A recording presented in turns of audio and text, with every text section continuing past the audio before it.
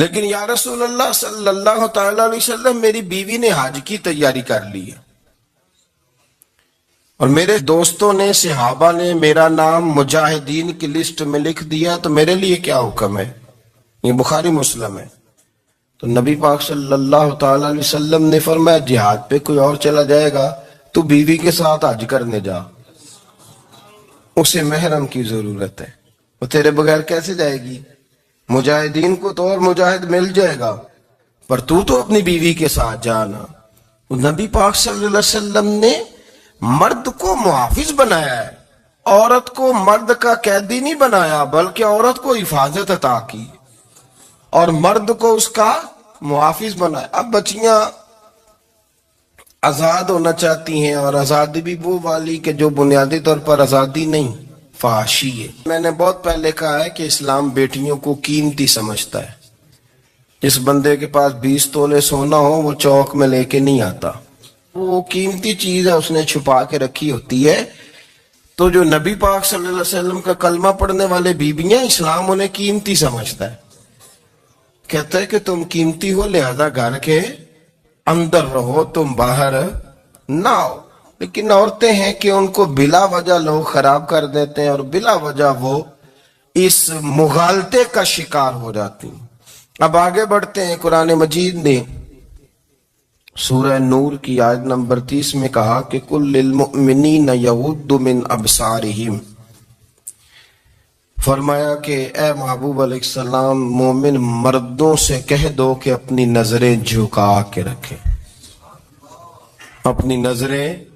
اور اگلی آیت میں فرمایا وَقُلْ لِلْمُؤْمِنَاتِ يَغْضُضْنَ مِنْ أَبْصَارِهِنَّ، فرمایا کہ اے محبوب مومن عورتوں سے بھی کہہ دو کہ اپنی نظریں جھکا۔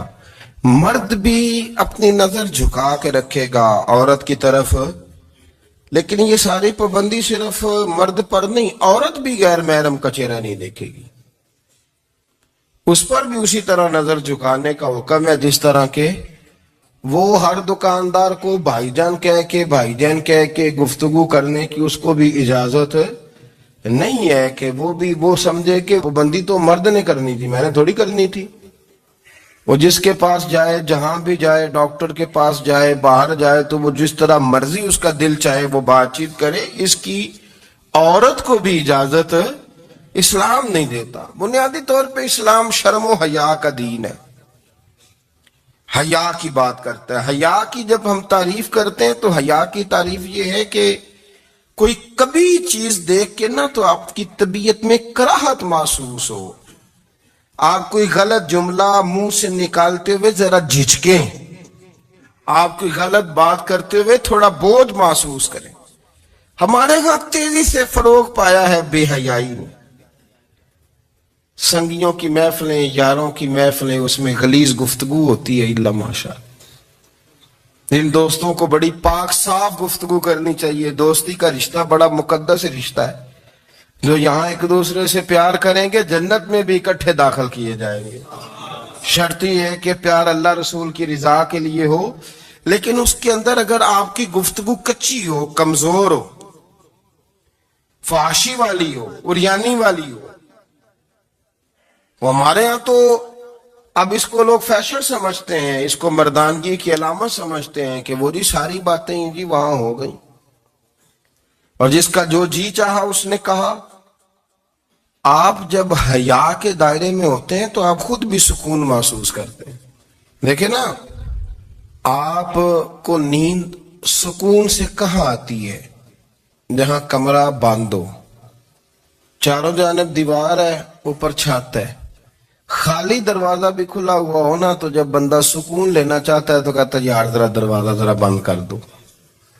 وہ اچھی طرح اپنے آپ کو چھپا لیتا ہے نا حیا کے پردے میں، تو اللہ اسے سکون عطا کرتا ہے۔ اور جو اس سے بھی زیادہ ٹھنڈی نیند میں جانا چاہتا ہے وہ کہتا ہے لائٹ بھی بند کر دو۔ اب وہ مکمل طور پہ سمجھتا ہے کہ میں چاروں جانب سے چھپ گیا ہوں، اگر میں کھل کے بھی سو جاؤں گا تو میرا چونکہ پردہ قائم ہے تو مجھے کوئی دشواری نہیں ہو۔ آپ جب چھپ جاتے ہیں، جب آپ حیا کے اندر سمٹ جاتے ہیں، جب آپ چادر کے اندر آ جاتے ہیں، تو آپ بہت ساری جگہوں پہ آسانی محسوس کرتے. تو حیا تو آپ کو سکون دیتی ہے, حیا تو دل کو راحت دیتی ہے. میں بڑی ذمہ داری سے بات عرض کرتا ہوں, قرآن مجید نے نا ایک مقام پہ مذاق کو, ایک مزاح ہوتا ہے خوش طبی, وہ نہیں مذاق, مذاق اڑانا. قرآن پاک نے نا مذاق کو ایک جگہ پہ جاہلوں کا طریقہ بھی قرار دیا ہے. بنی اسرائیل کے لوگوں سے حضرت موسیٰ نے کہا کہ گائے ذبح کرو اور ایک ٹکڑا مقتول کو مارو, زندہ ہو کے خود بتا دے گا مجھے کس بندے نے قتل کیا. تو کہنے لگے آپ ہمارے ساتھ مذاق کر رہے ہیں. تو قرآن مجید کہتا ہے کہ حضرت سیدنا موسیٰ علیہ السلام فرمانے لگے اعوذ باللہ ان اکون من الجاہلین, فرمانے لگے میں اللہ کی پناہ مانگتا ہوں کہ میں جاہلوں میں سے ہو جاؤں. یہ مذاق کرنا تو جاہلوں کا طریقہ ہے. اگر آپ کی زبان سے بے حیائی کا جملہ نکل گیا, اگر آپ کی زبان سے بے حیائی کا جملہ نکل گیا, آپ نے کہہ دیا کہ ہم آزاد لوگ ہیں, جو مرضی کریں گے, جو مرضی کہیں گے, جو ہمارا دل میں آئے گا کریں گے, تو پھر تو لوگ آپ کا وہ حشر کریں گے کہ آپ سے برداشت ہی نہیں ہوگا. جس کا لوگ مذاق بنا لیتے ہیں اور جو مذاق بن جاتا ہے پھر اسے کوئی جینے دیتا ہے. آپ حیا کی چادر میں چھپیں گے تو بچیں گے. اگر آپ نے اپنا مذاق بنوا لیا یہ کہہ کے کہ میں نے مرضی کرنی ہے, پھر یاد رکھنا چھپنے کو جگہ نہیں ملے گی, پھر تکلیف میں آ جائیں, پھر بہت بڑی اذیت کا شکار ہو جائیں. شرم و حیا, عرب کے اندر جو کنواری لڑکیاں تھیں ان میں بڑی حیا ہوتی تھی. الحمدللہ میں بڑے فخر سے کہتا ہوں کہ میرے پنجاب کی, میرے پاکستان کی بیٹیاں بھی 20 دفعہ ان کا ابا کہے تیری شادی کرنی ہے تو وہ آنکھ نہیں اٹھا پاتی آج بھی. یہ تو وہ چند لوگ ہیں جو کہتے ہیں ہم ہائی کلاس ہو گئے, ہمیں نہیں پتا کہ وہ روشن خیال ہو گئے ہیں کہ روغن خیال ہو گئے, پتہ نہیں کدھر چلے گئے. ورنہ ہماری بیٹیاں آج بھی جب ان سے ان کا باپ, ان کی ماں بات کرتی ہے تیری شادی کی, تو وہ تو شرم کے ساتھ پچھلے سے پچھلے کمرے میں چھپتی ہیں. یہ اللہ نے فضل کیا ہوا ہے اس ملت پر. تو عرب کی لڑکی بڑی حیا والی ہوتی تھی, اس سے کوئی بات کرنی پڑتی تھی تو 20 دفعہ بات کی جاتی, پھر بھی وہ عورت چھپتی پھرتی تھی. حضرت عائشہ صدیقہ رضی اللہ تعالیٰ عنہ فرمانے لگیں میرے نبی پاک صلی اللہ علیہ وسلم عرب کی کنواری لڑکیوں سے بھی زیادہ حیا کرنے والے. قاضی اعجاز مالکی نے, شیخ عبدالحق محدث دہلوی نے, دیگر بزرگ جو سیرت نگار گزرے انہوں نے لکھا ہے کہ نبی پاک صلی اللہ علیہ وسلم کے اندر 100 مردوں سے زیادہ طاقت تھی. 100 مردوں سے زیادہ طاقت. اب جو بات کہنے لگا ہوں, جو نتیجہ دینے لگا ہوں, اس پر خاص توجہ آپ فرمائیں گے. ذرا فکری طور پر, نظریاتی طور پر ایک چیز کو سمجھیے. ہم سمجھتے ہیں کہ جوان لڑکا ہے جی جو مرضی کرے, عمر ہے جی. آپ ذرا بات پر غور کیجئے گا کہ حضور صلی اللہ علیہ وسلم میں طاقت 100 مردوں سے زیادہ ہے اور حیا کنواری لڑکیوں سے بھی زیادہ ہے.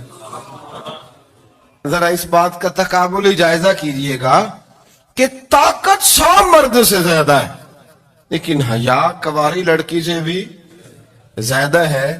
اس کا معنی یہ ہوا کہ جس ٹہنی کو پھل زیادہ لگ جاتے ہیں وہ جھکا کرتی. تو حیا تو حسن ہے, حیا تو آپ کو پاک صاف کرے گا, حیا تو آپ کو نرالا کرے گا, انوکھا کرے گا. وہ ہمارے ایک دانشور ہے, تو مضمون لکھا, کئی باتیں بڑی پسند آتی ہیں.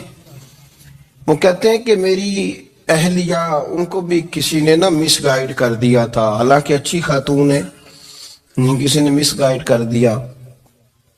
تو وہ بھی سماجی اور ویلفیئر اور یہ خواتین کو شوق ہوتا نا بننے کا, تو وہ بھی سماج کے اندر اچھا مقام تلاش کرنے کے موڈ میں آ گئی. تو کہیں ایک دن جانا تھا تو بڑی بن سنور کے میرے ساتھ وہ گاڑی میں بیٹھ گئی. تو میں گاڑی میں, عورتوں کو یہ بھی مسئلہ ہوتا ہے نا کہ ہماری تعریف کرو, تو کئی دفعہ بعد مردوں بیچاروں کو جھوٹ بولنا پڑتا ہے, تو زبردستی کراتی ہیں نا جی. تو اس میں گنجائش بھی دی ہے شریعت نے شریعت نے گنجائش دی ہے کہ کبھی بیوی کو راضی کرنے کے لیے خلاف واقعہ بات کرنی پڑے تو کر لینی چاہیے، تو وہ کراتی بھی ہیں۔ 3 موقع پر خلاف واقعہ بات کرنے کی اجازت ہے، واقعے کے خلاف بھی آپ بات کر سکتے ہیں۔ جنگ کے موقع پر 2 لوگوں کو صلح کرانے کے لیے اور بیوی کو راضی کرنے کے لیے کر لیں کوئی ایسی بات، بے شک اپنی طبیعت پہ جبر کر کے کر لے، گنجائش ہے، اجازت ہے۔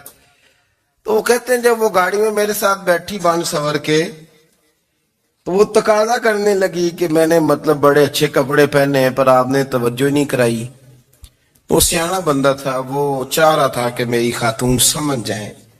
وہ کہتے ہیں مجھے پتا تھا کہ بیچاری مس گائیڈ ہو گئی ہے، دل کی بڑی اچھی ہے، سیانی ہے، لیکن اس کو نہ کچھ خواتین نے، کچھ لوگوں نے مل کے اس کو ذہن غلط کر دیا ہے کہ سماج میں نکلو، باہر جاؤ، کام کرو، فلاں کرو، اپنی مرضی سے جیو۔ تو میرے ساتھ گاڑی میں بیٹھی کہیں جانے کے لیے، تو مجھ سے کہنے لگی کہ آپ نے میری طرف توجہ ہی نہیں کی، آپ نے کوئی ذکر ہی نہیں کیا کہ میں کیسی لگ رہی ہوں۔ تو وہ کہتے ہیں میں نے اسے کہا کہ اگر تو ناراض نہ ہو تو پھر میں صحیح والی تعریف کر دوں۔ تو اس نے کہا کہ آپ کر دیں۔ تو کہتے ہیں میں نے درد سے اور خلوص سے اپنی بیوی سے کہا، خلوص کے ساتھ میں نے کہا میں تو روز گھر ہوتا ہوں، روز شام کو گھر ہوتا ہوں، اگر تو میرے لیے تیار ہوتی تو میں تیری تعریف کرتا، لیکن آج تو باہر جانے کے لیے تیار ہوئی، تو پھر ان سے تعریف کی امید رکھ جن کے لیے تو نے تیاری کی ہے۔